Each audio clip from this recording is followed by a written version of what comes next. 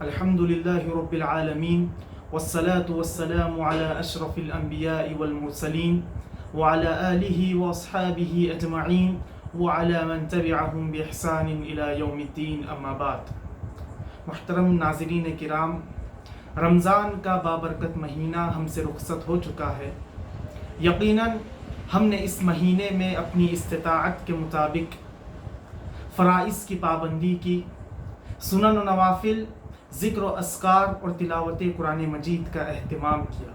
اس موقع پر سب سے پہلے ہمیں اللہ رب العزت کا شکر بجا لانا چاہیے کہ اس نے ہمیں یہ بابرکت مہینہ نصیب فرمایا اور اس میں عبادتیں بجا لانے کی توفیق بخشی، اس لیے کہ قرآن مجید میں جہاں روزوں کا حکم دیا گیا ہے، وہی اس کی تکمیل پر اللہ رب العزت کا شکر بجا لانے کا بھی حکم دیا گیا۔ اللہ تعالیٰ قرآن میں ارشاد فرماتے ہیں وَلِتُكْمِلُوا الْعِدَّةَ وَلِتُكَبِّرُوا اللَّهَ عَلَى مَا هَدَاكُمْ وَلَعَلَّكُمْ تَشْكُرُونَ، اور وہ چاہتا ہے کہ تم گنتی پوری کرو اور اللہ کی دی ہوئی ہدایت پر اس کی بڑائی بیان کرو اور اس کا شکر ادا کرو۔ جنتی جب جنت میں داخل ہوں گے تو اللہ رب العزت کا شکر بجا لاتے ہوئے کہیں گے الحمدللہ الذی ہدانا لہذا وما کننا لنہتدی لولا ان ہدانا اللہ۔ اللہ کا شکر ہے کہ اس نے ہمیں اس مقام تک پہنچایا، ہماری یہاں تک رسائی نہ ہوتی اگر اللہ تعالی ہمیں اس مقام تک نہیں پہنچاتا۔ محترم حضرات، حضرت عبدالعزیز بن رواد رحمۃ اللہ علیہ سلف صالحین کی عبادتوں کا حال بیان کرتے ہوئے ارشاد فرماتے ہیں ادرکتہم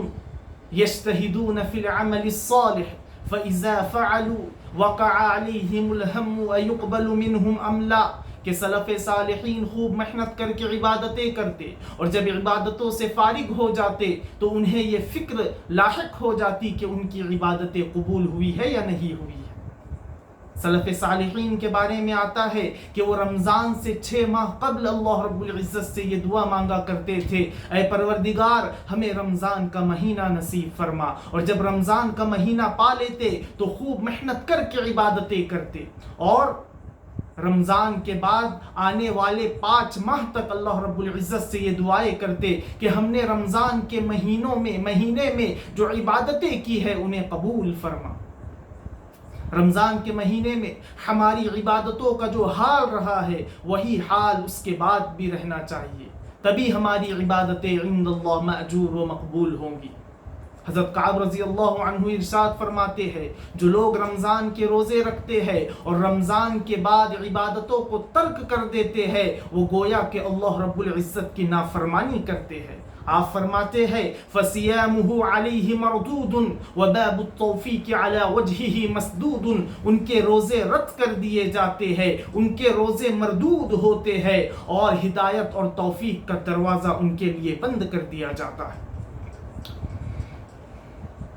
حضرت بشر الحافی رحمۃ اللہ علیہ سے ان لوگوں کے بارے میں دریافت کیا گیا کہ جو صرف رمضان کے مہینے میں عبادت کرتے ہیں، رمضان کے بعد عبادتوں کو ترک کر دیتے ہیں۔ آپ نے فرمایا بئس القوم لا يعرفون اللہ الا فی رمضان، آپ نے کہا بدترین لوگ ہیں جو صرف رمضان میں اللہ رب العزت کو جانتے ہیں، پہچانتے ہیں۔ لہٰذا ضرورت اس بات کی ہے کہ رمضان کے اس بابرکت مہینے میں ہم نے جو عبادتوں کا اہتمام کیا، سنن و نوافل، ذکر و اذکار، تلاوت قرآن مجید، فرائض کی پابندی اور ان تمام چیزوں کا جو ہم نے اہتمام کیا ہے وہ رمضان کے بعد بھی باقی رہے۔ اللہ رب العزت ہم رمضان میں ہماری کی ہوئی ان ٹوٹی پھوٹی عبادتوں کو شرف قبولیت سے نوازے۔ اللہ رب العزت ہمارے تمام اعمال کو قبول فرمائے اور اس رمضان کے مہینے کو ہماری زندگی کے لیے ایک انقلابی مہینہ ثابت کرے۔ وآخر دعوانا